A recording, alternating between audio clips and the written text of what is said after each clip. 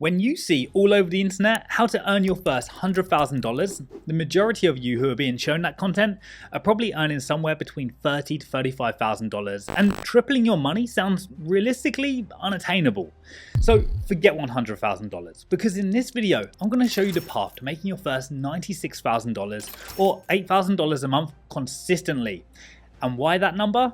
Well, $100,000 divided by 12 is $8,333, and that's just a weird monthly target to have in my opinion. So grab a pen, take some notes, and get ready to learn exactly what it takes and what I did to build a widely profitable freelance business on one of the world's top gig economy platforms. Let's get into it with step 1. Alright, this is absolutely critical. To progress from the start, you must niche down and specialize in a service where your skills are at least above average level. Of course, this doesn't always have to be the case because, like me, when I first started creating video content, I had no experience whatsoever. But what I did have was a camera and the willingness to put in the effort to learn. So if you want a complete career change and would like to start offering a service that you have no experience in, then spend 1 or 2 weeks learning before going all in, marketing yourself as an expert in that field. Now, what I mean here is, if you want to become a website developer and you have no experience, you probably already think it's probably not going to happen. And obviously, you won't be offering coding because, well, that's a skill, but you can offer website building via platforms like Squarespace, Wix, and even Canva allow you to build simple websites. And just to prove my point, let's search for Canva website design on Fiverr. So let's go ahead and type in Canva website design. And as you can see right here, we have 5,700 plus results. So it's not an overly competitive service, but generally, as you can see, people are making money from this. So we've got a few people here, relatively cheap, $50 to $25. What else do we have? $50. But people are making money from this. This guy here, $220, 19 orders. Let's have a real quick look. 1-page website with 4 sections or less for $220. And she's actually, making some decent money from this. So very simple website design. That's basically anybody can do this style of website design. This is not a specialty or a skill. It's something you can learn very quickly. Now, what about, let's say, Squarespace? Okay, a little bit more competitive, and people are generally charging higher amounts here, $100 plus. Even this guy here, a very good amount of orders and reviews. Let's just click on him real quick. 5 orders in queue, and his basic package starts at $95. Premium, $395 up to 10 pages. Starter up to 2 pages for $95. And as you can see, a little presentation of what he does. Very simple website design, so nothing spectacular here. And then let's just also, Wix website design. Okay, a lot more competitive, 27,000 plus results, but generally this is still very achievable. Many people charging upwards of $100, $200. So this is very much achievable, and this could be a good way to go if you have literally no experience to start with, because these platforms are designed for literally Tom, Dick, and Harry to be able to create their own website. So it shouldn't be too difficult for you to actually get started and learn how to do this. So as you can see, all you really need to do is think outside the box just a little, and you'll find that you can start offering services that before you might have thought you couldn't. Therefore, you need to take an honest look at your abilities, figure out what your highest value skills are or could be with a little bit of training, and then double down to become someone that can deliver above average quality pieces of work. As a freelancer, quality is one thing, but turning over high volumes of orders to really scale your income on Fiverr is something that's also needed. That means creating processes and systems to crank through orders efficiently without sacrificing quality. Now, to give you an idea of this, when I first started on Fiverr, my prices were low so that I could count on a consistent flow of new clients, which hopefully meant 5-star feedback that would then push my gigs higher in the rankings. But this meant approximately 90 orders a month, which is a lot. The way I personally dealt with this was just by being organized. If I had a green screen video to shoot, then I'd schedule all my green screen videos for that day. If I had to do scripting, then I'd take the day for scripting. Of course, this meant that some clients got their projects within 30 minutes left of their deadline, and others got it a few hours after placing their order. Essentially, you want to analyze every aspect of your service delivery and find ways that you can cut out wasted time through optimization and automation if you can. And once you become established with a decent amount of feedback, you can increase your prices, which will have an impact on your amount of orders, but you'll be able to focus on other things to help grow your business. Right now, for example, I average 30 to 40 orders per month. Earn normally 2 to 3 times more than I did when I first started, and I'm in the studio normally between 10 till 3 p.m. and then that's it for the day. On Fiverr, reviews are everything. They're social proof, they're marketing, and most importantly, they directly impact your visibility and where you rank in the algorithm for searches related to your services. Therefore, you need to be obsessed with acquiring new positive reviews consistently. Otherwise, you'll start to see yourself drop back in the rankings. Orders are great, and these are what will make you money. But if you want to get to the first page on search, then you need to push for reviews. So I suggest getting proactive about it. You can send follow-up messages, prompting buyers to leave reviews after every completed gig, just as long as you're sure that they were happy with the delivery. But as I said this in my last video, you can't ask them to leave 5-star reviews or suggesting a rating, as this is against Fiverr's policy. So what I'd do is simply write to them and say, hey, just checking in to make sure the delivery was all okay. When you get a minute, if you could leave a review, that would help me out a lot and be much appreciated. Something simple, which also invokes an emotion, making them feel like they can help you after you did such a great job for them, is normally the best way to go. The bottom line is, reviews are what's going to bring you more clients, and more clients means more money. So yeah, they're important. Too many people get comfortable with how things are going and don't believe they need to change. The truth is, you need to be consistently leveling up your skills and knowledge. Not only that, you need to be marketing your new skills and knowledge too if you want to provide true value and command top rates. So please don't cheap out here.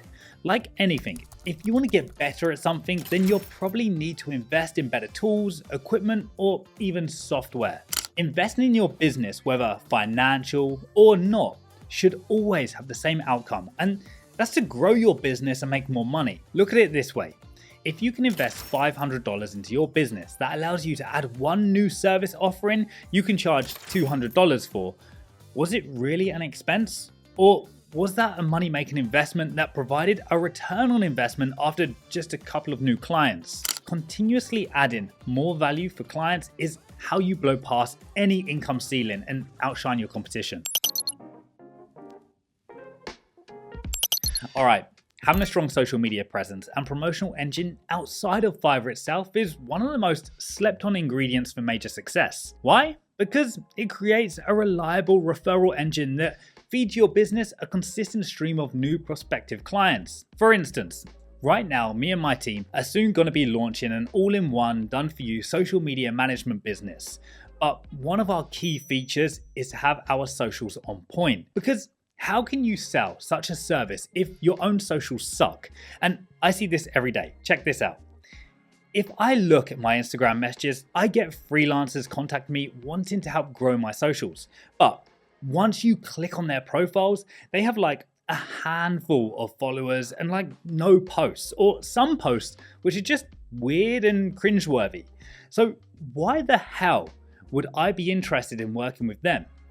If they honestly spent as much time sorting out their own socials as they did cold DMing people, they'd probably be much more successful.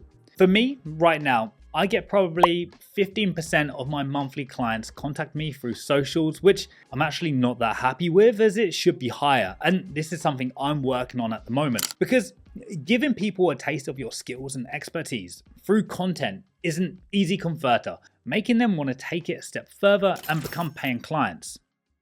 Fiverr's internal marketing tools are awesome, but external promotion it's what's going to create longevity for you.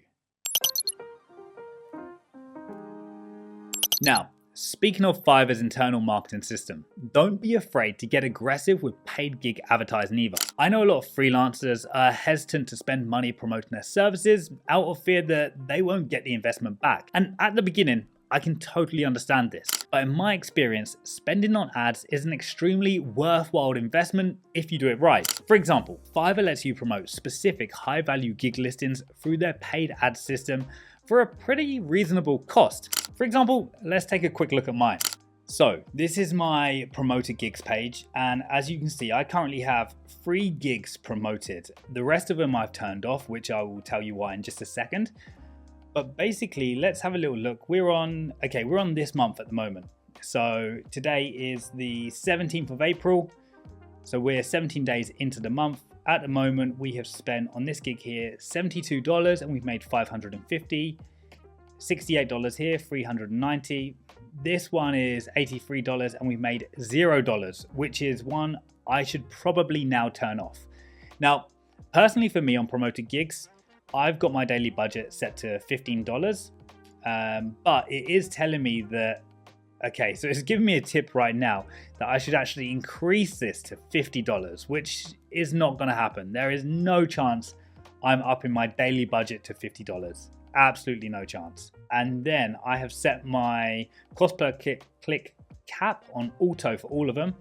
So right now, if I wanted to set it customized, it would give me a reference. So it's saying I should be at $1.10. So at the moment, I'm assuming I'm paying about $1.18 per click at the moment. That's what it's coming up here. So let's put that back on auto. Here, again, it's telling me 79, but I'm assuming I'm paying 98 at the moment. So yeah, so for example, this one here is probably one that I should actually think about turning off. And I think we are going to turn that off for now. And maybe, for example, let's run a different one right now. Let's try on this one. We'll turn this one on, see how it goes. Normally I will give it maybe 3-4 days, maybe even a week. Just see how it goes, see if it performs well. If it's not performing well, again, I will just turn it off. But I want to really show you here. So in this month alone, I've made $940 and my spend has been $224. Here's my impressions, clicks, and orders. Yeah, so actually it's worthwhile. I'm making money from it. And if we look back even further, so last 30 days, okay, $400, $1,470 made. Last 60 days, $800, $4,600 made. Let's go lifetime, maximum. Why not? Let's try this. So I've spent almost $10,000, so $9,300 on paid ads, but I've made almost $60,000.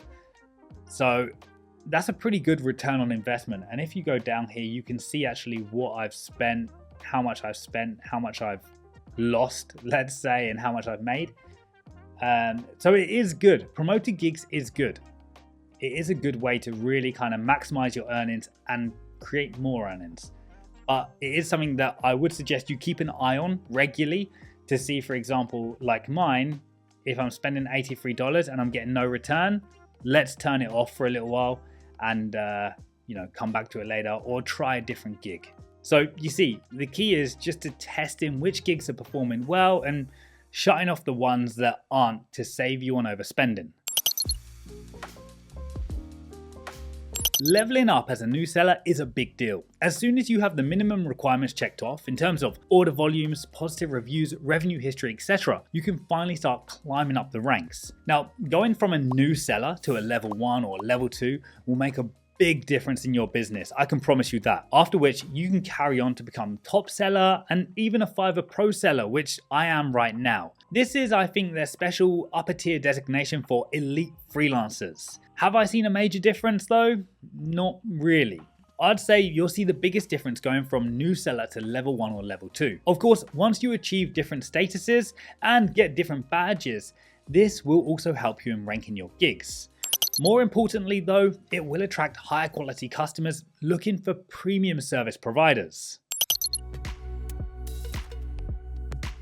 Lastly, and probably most importantly, the difference between freelancers who struggle and those who achieve 6 or even 7-figure success on Fiverr often comes down to mindset. You have to operate with an abundance mentality, not one of scarcity or overworking yourself into the ground. What I mean by that is you shouldn't be penny pinching or nitpicking over every tiny project fee. You need to focus on delivering an abundant amount of value with each order, knowing that it will lead to rewards like positive reviews and referrals, and ideally that client coming back for higher ticket repeat services. At the start of your journey, this is a no-brainer. When a client feels you've genuinely over-delivered and blown away their expectations, they'll be way more inclined to turn into a repeat buyer. And there we have it. It's really not as unattainable as you might think to reach 8K a month or $96,000 a year, but it will take some effort to get started. However, once you do get started, you'll realize after just the first 30 days that it was worth it, because that's what happened to me and the friends that I've introduced to freelancing. But if you have literally any questions that you want answering, then drop them in the comments and I'll do my absolute best to answer them for you. Otherwise, on the screen right now is my last video where I go over 10 Fiverr tips, which will also help you get started earning.